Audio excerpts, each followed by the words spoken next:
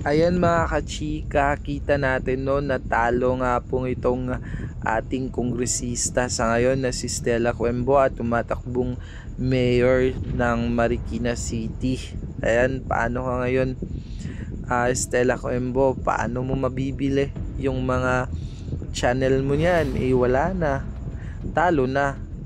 Malayo yung agwat, 50,000, almost 40 yung agwat, tapos malapit nang matapos yung percentage no na na-cast.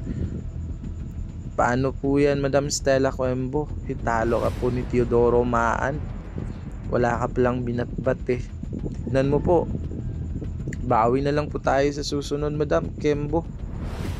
Ayan, wag mo kasing kakalabanin yung mga Duterte. Yan, paano ba yan? Yun na, lumabas na yung resulta See you next time po, Madam.